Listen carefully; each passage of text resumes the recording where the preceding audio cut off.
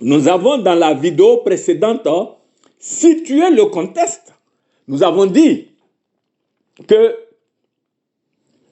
des groupes ont pris le peuple de Dieu en otage. Dans la vidéo précédente, nous avons donné les détails. Les Pierre, les Jean et les Jacques, ce sont les seuls, les uniques, vrais serviteurs de Dieu. À côté d'eux, il y a les Simon, le magicien, des personnes qui vont prendre des médicaments pour imiter les serviteurs de Dieu.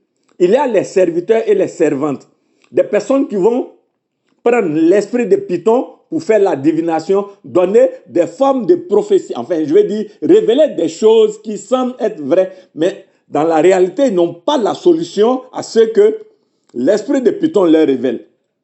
Il y a les Judas Iscariotes qui étaient aussi des serviteurs de Dieu, mais à cause de l'argent, ont arrêté de servir Dieu, ils servent maintenant l'argent. Et il y a des Nicodèmes qui, eux, vont recevoir des instructions humaines qui sont étrangères à la réalité du royaume des cieux. On a dit que j'étais fou. On a dit que j'étais un imposteur. On a dit que je venais critiquer. Il n'y a rien de critique dans cela. C'est la bonne nouvelle. C'est l'évangile. C'est la prédication. Parce que tout cela tire son origine de la parole de Dieu. Aujourd'hui, regardons la confusion totale dans laquelle le peuple de Dieu se trouve. Au niveau des évangéliques, des voix plus autorisées sont maintenant en train non seulement de les dénoncer, mais ils expliquent ce qu'ils font pour envoûter, endoctriner, aliéner et ensorceler les fidèles. Et certains viennent pour essayer de se justifier.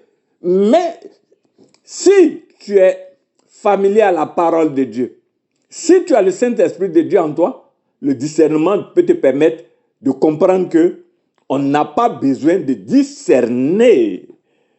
Cela saute à l'œil. Nous allons le voir lorsque nous allons nous référer à la parole de Dieu. Aujourd'hui, l'Église qui se vantait d'être l'Église mère, l'Église de Dieu, l'Église de Jésus-Christ de Nazareth, je ris tout simplement. Parce qu'on a dit que j'étais fou. Maintenant, là, que quelqu'un vienne me montrer où se trouve la vérité. Parce que la première autorité, aujourd'hui, est bafouée comme, je vais dire, un vulgaire personnage.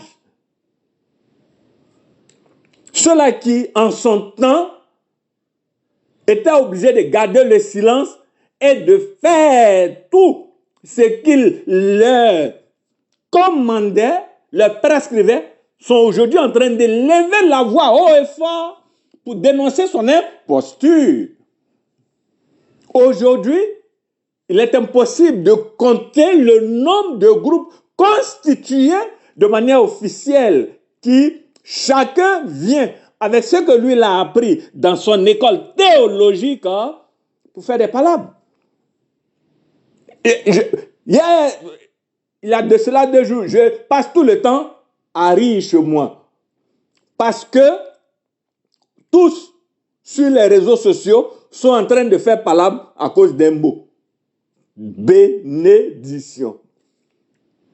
Viens écouter les développements théologiques par rapport à ce simple mot. Tu comprends avec moi que cela n'a rien à voir avec le christianisme. Tu comprends avec moi que Nicodème aujourd'hui est en train de se dévoiler. Tu comprends avec moi que cela n'a rien à voir avec le royaume des cieux.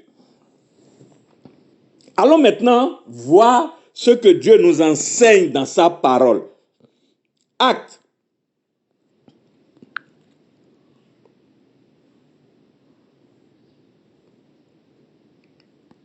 Chapitre 2. Nous allons commencer à lire à partir des versets 1 jusqu'à 4. Le jour de la Pentecôte, ils étaient tous ensemble dans le même lieu, tout à coup, il vient du ciel un bruit comme celui d'un vent impétueux, et il remplit toute la maison où ils étaient assis. Des langues semblables à des langues de feu leur apparurent, séparées les unes des autres, et se posèrent sur chacun d'eux. Et ils furent tous remplis du Saint-Esprit et se mirent à parler en d'autres langues, selon que l'Esprit leur donnait de s'exprimer. Allons voir un deuxième passage. Le jour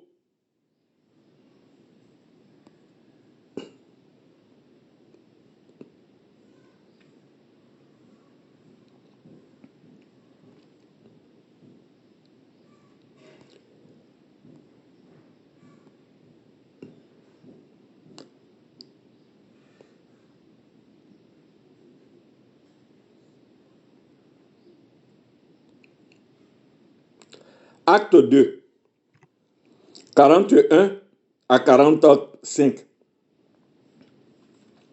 Ceux qui acceptaient sa parole, la parole de Pierre, il a prêché. Et puis les personnes ont accepté la parole. On dit, tous furent baptisés, ceux qui acceptaient sa parole furent baptisés. Et en ce jour-là, le nombre des disciples s'augmenta d'environ 3000 âmes. Ils persévéraient dans l'enseignement des apôtres, dans la communion fraternelle, dans la fraction du pain et dans les prières. La crainte s'emparait de chacun d'eux et il se faisait beaucoup de prodiges et de miracles par les apôtres. Tous ceux qui croyaient étaient dans le même lieu et ils avaient tout en commun.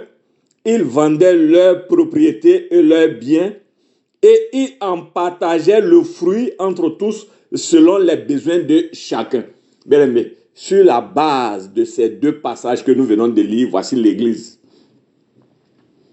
Toi qui as aujourd'hui des problèmes pour voir, discerner où se trouve la vérité dans cette confusion générale et généralisée, aussi bien au niveau des catholiques qu'au niveau des évangéliques, là, voici l'Église. Bien, mais l'Église, ce n'est pas un bâtiment. L'Église, ce n'est pas une personne qu'on doit suivre. La Bible dit que 120 personnes qui ont entendu la bonne nouvelle du salut de Dieu en Jésus-Christ de Nazareth, qui ont accueilli ce message et qui ont adhéré à ce message-là, ils sont devenus des témoins. Et donc, la récompense, Jésus-Christ leur a dit, Dieu, premièrement, de manière pédagogique, se faisait présent par la nuée. C'est lui-même qui conduisait son peuple. Lorsque les temps ont été accomplis, je suis venu pour montrer le visage de Dieu. J'ai achevé ma mission, je m'en vais. Maintenant, la troisième personne de la Sainte Trinité, le Saint-Esprit de Dieu va venir et il va continuer la mission. Donc vous restez, demeurez là. Jusqu'à ce que je vous ai promis, la promesse du Père se réalise. Donc ce jour-là, ils étaient là, par rapport à la prescription, à l'instruction du maître de Jésus-Christ qu'ils ont pris ces 120 personnes au Cénacle, on dit dans une chambre haute, dans une maison, ils étaient là. Et Dieu réalise la promesse. Le Saint-Esprit de Dieu vient. Il remplit le lieu où ils étaient. Mais qu'est-ce qui se passe? On dit que ce Saint-Esprit, sous la forme corporelle des langues de feu, s'est partagé, s'est divisé et s'est posé sur chacun d'eux de manière individuelle. Voici la naissance de l'Église. Bien-aimé, le jour de ton baptême, tout comme Jésus-Christ dans le Jourdain, le Saint-Esprit est venu se poser sur lui sous la forme corporelle d'une colombe. Le jour de ton baptême, tu reçois cette énergie divine. Ce Saint-Esprit, et c'est lui qui va te permettre de vivre ta vie chrétienne, comme nous l'avons vu. Je reviens pour ne pas être long.